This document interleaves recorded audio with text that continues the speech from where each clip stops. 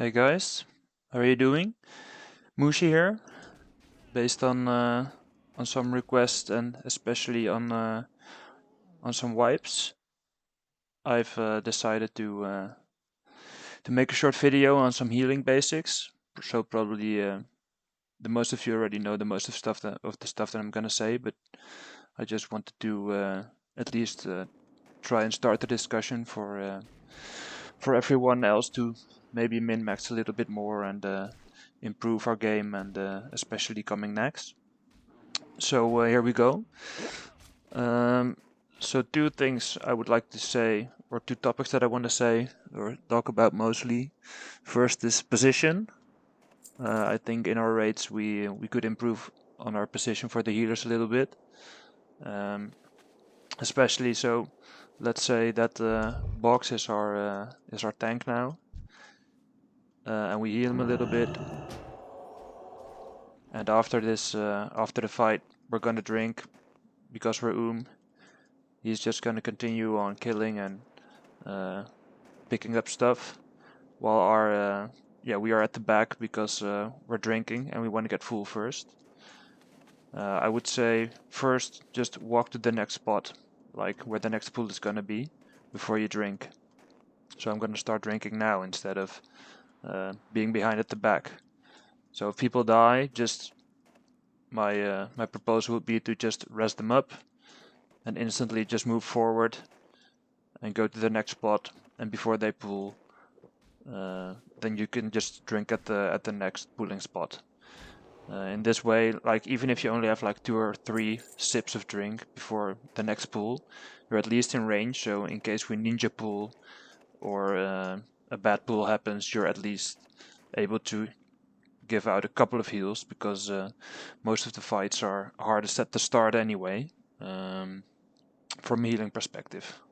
Box is giving me some loot, so that's great. So that's something about position I want to say at least, and also about make sure you have like a clear view, right? One of the things I like myself is the big camera perspective you can get. Can really help out to see what's going on, who's going out of range, or where the next fight is going to be, or yeah, those sort of things. I think there's like a macro for it or some add-ons. In case you guys don't know how to get this far of a zoom, just let me know. I can show you. I don't feel like getting all the menus open now if it's not needed. And also, yeah, just give yourself a handy UI. For instance, one of the things that I like is like I've got some people telling me my UI looks horrible, which is true. There are way better raid frames that I use. I know Padre has a really nice setup with all the people's health bars and stuff in here. I'm just so used to my own setup that I don't really want to change it, because I feel like I'm fast enough anyway to do my job. So let's see what I at least want to show you here. So the raid profiles, what really comes in handy. I for instance have 2, so I use this primary setup, which usually shows the whole 40-man raid over here. And I have a setup for, it's called PvP, but you can do it for smaller raids or for PvP groups. So you're just quicker, right, with your mouse over macros when you heal them that way. Just shorter distance from compared if you want to click anything into the field with the people you want to heal. So that's a bit about positioning of your character, but also positioning how to make stuff more visible and easier. So what I think is also one of the main aspects is the speed of how you do things. Like Box is being healthy at this moment, but yeah, it's so often it happens that we're just like 0.1 second too late to heal someone or to shield someone if you're a priest, or you just want to make sure that's just as fast as possible, right? So first of it is obviously also the UI again, as I just talked about. Secondly, it's mouse over macros. So mouse over macros, what the point is so if I want to heal Box now, I'd never want to have to click his raid frame or have to pick his character up here. You always want to be able to do whatever you need to do with your mouse or with your keys, I'm sorry, and still heal him up, right? So with mouse over macros like now, I can just heal him, dispel him, shield him without even clicking on him. I'm just only hovering over his character. So there's a way to set up your macros, and if you do that, you can make it easy for yourself with that way. Also, it's mouse over not only in the sense that you have to go over this particular screen of him, but also like over his character. So now I've put a renew on him, but also if I'm looking at this beast, I can heal him here, like target over target. And especially the target over target is very useful in raids. For instance, if this was a raid boss, you would really want to see if he swaps a tank, I can just heal, and in case he swaps character, I can I automatically target his new target. And also yourself, of course. You can heal yourself this way. So yeah, I think that's just the quickest way to heal people or characters up, which I would like to share with you. If you really want to see the macros, I can give it to you. There's also an add-on called Click, I believe. I think Padre uses it, but that's very handy. I just use the regular macros, and that way I'm able to do it, and you can just apply them for all of your spells. So actually everything you see here, like all my spells, are all just macros. Which brings me to the next point. Bind everything. Binding is, I believe, I hope that nobody's clicking, but yeah, binding just makes stuff easier and quicker instead of clicking. And that I think, like what I've learned, what made me improve the most personally, is just to not be afraid to change your keybinds, right? Like for instance, you're just so used to getting your spells on certain keybinds that you don't want to change it anymore when you, for instance, become an engineer and you get new stuff that you really want to use during combat. You don't want to change everything, right? But I think you should, in order to make it easier. I like at the end I can tell you guys my keybinds if just to give you an idea, but it's really personal in the end, right? So don't yeah, don't like accept it as the truth. Probably everybody will have his own opinion, but still I can help you or tell you guys some basic ideas. Oh shit, I didn't put free for all, that's why he's angry. So what else did I want to say? What I think as a healer is also very important is to cancel, to have a cancel button. For me, it's tab. If I want to heal Box, but I don't want to overheal, especially with all the good healers we have, right? You want to be able to cancel very quick. Just one button. You can also like walk or jump, but I think also regarding positioning, it's just the best to do it like that. So I've just made one cancel button to, I believe it's also for dismounting. Yeah, so it dismounts, and it's also a stop casting button. Let me see what else I've written down here for you guys. So yeah, so you have the add-on called Healcom. It shows the blue little bar next to the person you heal. So I think you guys should all really have that add-on, but I know most of you have. But it also makes it easier if you see someone's putting up already an incoming heal, you can cancel it easier or not, and just let it go out just close to the end of your cast, and in case he gets full, then you can just finish the cast anyway. This can really save up your mana and help you out that way. So one other main point is which will be especially relevant for next, I think, is efficiency of your spells, right?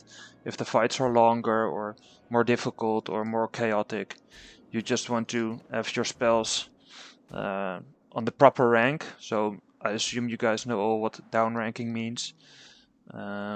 Especially for healers, this is just very relevant in order to conserve mana the best way you can. So what I've done myself is I've downloaded, I think, a weak aura, an add-on, so that you can see here on the right side about what size your heals are at, and what range you have. Even like in my button bars here, you can actually see, it's very small, but you can see the size of the average heal of that spell. So for instance, at Box here, I can see on his character screen that he has 655 HP, that he's behind now. So I can do my flash heal 1, which is about 600, in order to heal him. Like, you don't have the time to always exactly match this, or actually barely have the time to do that, but still it at least gives you an idea. And for tanks, you can more easily see how much HP they lost, right? Because for tanks, the health bar is bigger. So I would also really advise to just show the missing HP from people their character screens here. Let me check what that was again. Yeah, so display health, text, health lost. You can put it on in raid profiles here. That's what I use. And I know a lot of add-ons for your UI can also give you that option. So that's about downranking. In case you really want to talk about that, we should have a separate conversation, because we can talk ages about that. But it's just good to know also the amount. That's what helpful with this add-on, the amount of the healing coefficient you get. So on the right side you see here 85.7 coefficient, which means all my healing powers, or all the plus healing power that I have, will be added to this spell for 85.7. So yeah, I have quite some spell healing, or healing power. So 85% of this will be applied to the amount of the spell, I believe. I'm not sure. Yeah, you can see it on the right side. It's quite a nice way to show it via this add-on. Yeah, and then also about mana efficiency. Usually, what I always think about is the chaos and the most incoming damage is usually at the start of the fights. So the trash pools in AQ, for instance, or some boss fights with a lot of adds. So don't be scared to use your more inefficient heals at that point in time, right? I usually just use flash heal at the start, but it's also because of, once you're good geared, you can do that more easily. So once my HP is like about, or my mana bar is about halfway, or maybe even 3/4, and you see the fight stabilizes, the incoming damage from the whole raid decreases, you can just switch to a more efficient heal, whichever suits you best. At that point in time, also giving the incoming damage. So I think, that's just a bit of a rule I use for myself to at least make sure in a regular chaotic fight to not go out of mana, and to have just a small bit of mana left once the fight ends. That should be about the aim, right? So also another thing I think is really important is your gear setup. The add-on I would really recommend is Item Rack. So what I've done is I've got a few different sets. You can make sets of gear here, just with the stuff you have in your bags. So for instance, I have a plus healing set which I use at fail stress. I've also bound it to control 6 here, MP5 if I want to regen a lot, PvP set, etc. One set for Viscidus.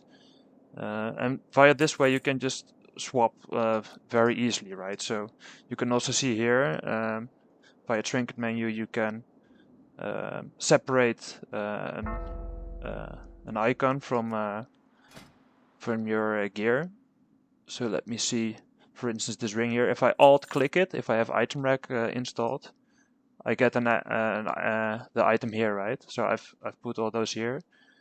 I will show you that later. So that's what I've done, and I've for some items I've just put all these separate icons here, and this makes it very easy to switch your gear as well. If you just want to switch one item, right? If you just want to do a whole set, so I'm just pressing my binds now, so control 1 is a set, control 2 is a set, control 3 is a set, control 4 is a set. You can just see everything switching, so then I have an idea in my mind as well, oh, what's the latest set I've used?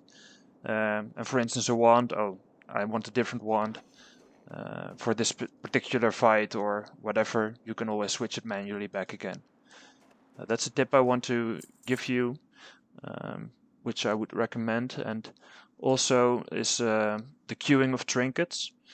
So for instance, I'm pressing alt click now on this item, and then you see it switches to a different trinket. So if I go to queue, and this is the item slot, you can here put a queue of trinkets. So I have Hazra's charm first, Sandalarian Hero charm second, Prayer Beats third. So during combat or during a raid, I don't want to have to switch this all around automatically all the time, right? So for instance, now I'm gonna use this trinket. I'm gonna heal a lot. You see that I will just end it now. It's just for the idea. So the effect is over, and now it automatically switches to the next one in line. Once I've used this one, and there's less than 30 seconds left on cooldown on this one, it will swap back to the first one.